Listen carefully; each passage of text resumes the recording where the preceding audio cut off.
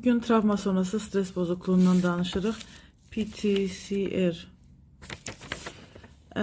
Öz ağrılarınız, acılarınızı təsvir edin. Birinci cümlə buradan başlayır. Əgər özünüzü sağaltmaq, şəfalandırmaq istəyirsinizsə, özünə dəstək hansı formada lazımı gəldiyini izah edir.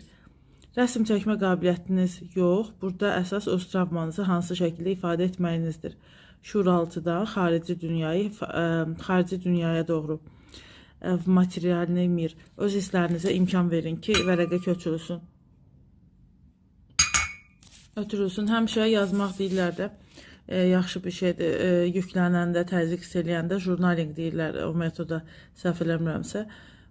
O mənada hissləri yazırsan, sonra çırıb atırsan, yandırırsan, nəsə eləyirsən ki, ürəyin sakitləşdirsin. Bəzən olur da belə xırda parçalara ayırırsan, necə sənə rahatdırsa. Hər hansı bir yerə gizlədirsən. Amma atmaq ən yaxşısıdır, çünki yenidən oxumaq imkanı olmur, yenidən ağrıcıya qayıtmırsan o mənada. Təsəvvür edin ki, travma bədənin harasında yerləşir, rəngi necədir, forması necədir, nəyə bənzəyir. Bizə aiddir o, ya qazanılmadır. Onunla söhbət edin, nə istəyir, niyə buradadır, nə etmək lazımdır ki, getsin. Üçüncü, travma ancaq psixikada yaşamır, bədəndədir. Yastıq götürün və onu döyün, döyəciliyin. Bütün hissləri ona ötürün, köçürün. Uşaqlıqda ifadə edə bilmədiklərini və özünü qoruya bilmədiklərini,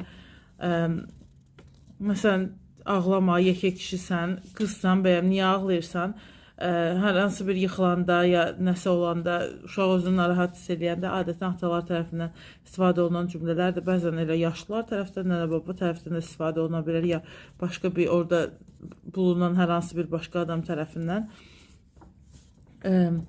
Emosiyalarını uşaq ifadə eləməyəndə, bloklayanda təzyiq, gərginlik hiss edir və bu ilə əslində uşaqlara aid cinsəllik mövzusundan da danışanda ki, hansısa bir şeylərə başvurur. Tək kuklanı döymək deyil də, başqa bir şeylər də. Və sən onu müşahidə edirsən, ən çox uşaq masturbasiyası haqqında danışanda da bu mövzulara toxunurlar. Və emosiyalar ifadə olunmayanda başqa bir şəklə keçir də. Uşaq gərgin olur. Hər nə qədər yetkinlərdə də bu eyni bir şəkildə baş verir də onsuz da. Sadəcə biz öyrəşmişik 18 yaşına qədər olmayan adamı adam kimi qəbul eləməməyə və ya əvvəl deyir, uşağı döyə bilərdi, itələyə bilərdi, ağır söz deyə bilərdi. İndi artıq çəkinirik bu mövzulardan.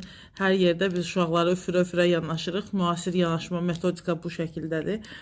Amma yazıdadır da o, belə tətbiq ediləndə artıq sual altındadır ki, edə bilirikmi, yoxsa yox.